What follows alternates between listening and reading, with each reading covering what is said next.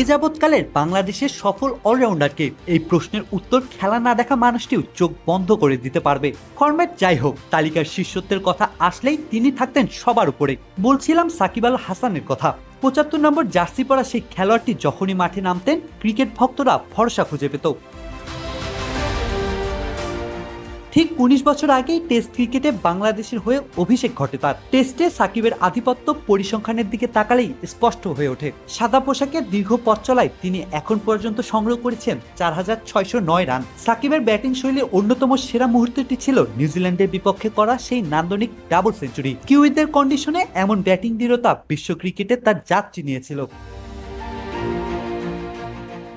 Test ক্যারিয়ারে তিনি ৫টি সেঞ্চুরির পাশাপাশি হাঁকিয়েছেন ৩১টি হাফ সেঞ্চুরি, যা তাকে দলের ব্যাটিং স্তম্ভ হিসেবে প্রতিষ্ঠিত করেছে। তবে সাকিব শুধু ব্যাটে নয়, বল হাতেও প্রতিপক্ষের জন্য মূর্তিমান আতঙ্ক। টেস্টে এখন পর্যন্ত তার শিকার ২৪৬টি উইকেট। স্পিন জাদুতে তিনি কুপোকাত করেছেন বিশ্বের পাখা পাখা ব্যাটসম্যানদের।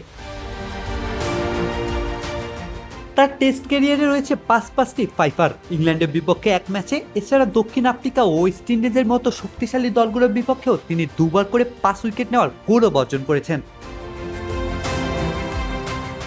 রাজনৈতিক অস্থিরতার কারণে আজ দেশান্তরে এই ক্রিকেট তারকা। তার ক্রিকেটের ভবিষ্যৎ প্রায় অনিশ্চিত। তবে দেশের ক্রিকেটে তার প্রত্যাবর্তন দেখতে অধীর আগ্রহে অপেক্ষা করছে ক্রিকেট ভক্তরা। Jubayer Hossain Bappi, C sports.